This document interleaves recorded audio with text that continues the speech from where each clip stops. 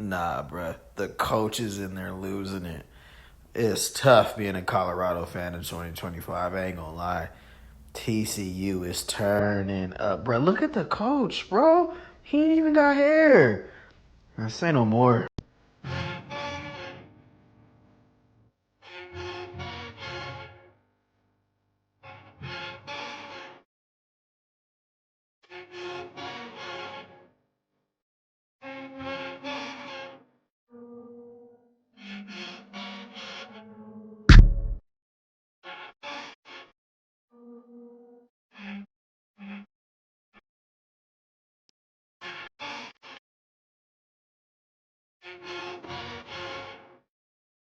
Back to Say No More Media. Don't forget to click that subscribe button and turn that notification bell on.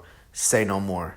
Yep, the Colorado Buffaloes in Colorado fashion for some reason blew a 14-point lead again to TCU in a Big 12 matchup. And we all know for the Buffaloes and Coach Prime, this is where it all started in 2023, where we took that field for the first time against TCU, where the era began, where the Coach Prime, Deion Sanders, and the Colorado Buffaloes era began, was way back when in 2023, and this 2025 team had an opportunity to stand on business and stand on what we did in 2023 when TCU was coming off a national championship, and we went in there with Shador, Travis Hunter, and that 2023 squad and handled business. Transferred to 2025, and we just blew a 14-point lead to TCU. In that typical, what seems to be like Colorado fashion this year, I'm still holding on. I'm a Buffs fan, but I ain't going to lie. It's like being a Raiders fan this year. It is tough. It's tough, especially when we knew what was on the line. We had to win this match to remain in the Big 12 titles. And for TCU, this was their opportunity to remember when the Colorado Buffaloes stepped on their field in 2023 and beat them on that last drive in a straight-out slugfest between the Colorado Buffaloes and the TCU Horned Frogs. And you could tell TCU, this one was personal. They wanted to come out there and they wanted to make a statement, and that's exactly what they did on offense and on defense, creating 4 turnovers, picking off Kaidon Salter 3 times in the first half, bruh. Man, Texas was rocking. We had a bunch of Colorado players from Texas. It didn't matter. Coach Prime stepped off that field. What he thought was going to be adding on to his legacy at TCU in Colorado soon turned out to be on the opposite spectrum as they blew a 14-point lead and gave it up to TCU. Pause. Now, you know, Colorado always shows up pregame. They looking good, you know, they doing their thing. Everybody says they locked in, you know, and we usually start off well. We usually start off fast. We usually start off strong, you know.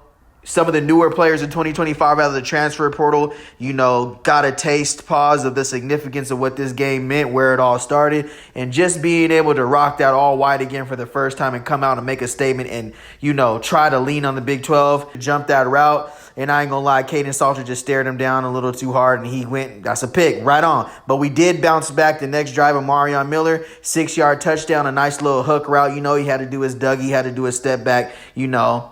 Against TCU, he really didn't see the field that much that freshman year, so I know that meant a lot for him to get out there and score a touchdown because he's been a part of this program for the last 3 years despite his injuries. When he's on the field, he makes plays. When Omarion Miller is on the field, he scores touchdown and he makes plays.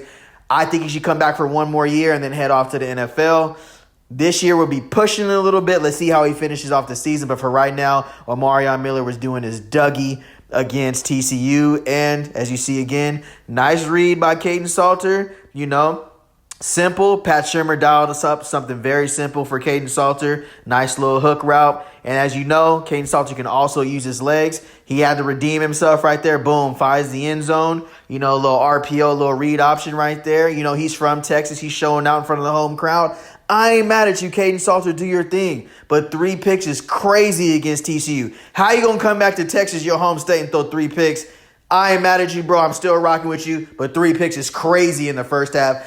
I don't even know how to stick up for you on that. I still rock with you, but 3 picks and TCU is right back in the game, and this seems to be Colorado's MO. Now they go up 14-0, same thing as BYU the previous game or two, and that was just a straight go route, mano we mano. And number 10, typical TCU fashion, right up the sideline, right up the seam. There it is. And Omarion Miller balled out this game. 31-yard touchdown. Really did a great job on a great route. Kaidon Salter put it good. Right behind the defender, was able to do a little back shoulder. That was a good play by Omarion Miller. And as always, he's a touchdown machine. Like I said, really got CU back in the game. This game was exciting. This game was rocking despite the turnover differential of 4-0. Colorado didn't take the ball away once from TCU. The offense did their best to keep us in the game. And 6, and what they do in typical fashion, went up 2 scores on us, and they really put the icing on the cake on us, and they turning up on us. What's going on in Boulder? What's going on in CU? What is next for us this season? We got Iowa State.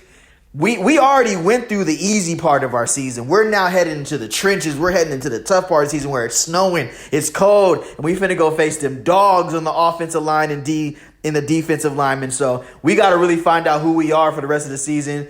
Like, comment, and subscribe. Click that notification bell. Drop a comment. What you think about CU this year? We just blew another 14-point lead to TCU. What's going on with Coach Prime and the Colorado Buffaloes? I'm still rocking with y'all, but this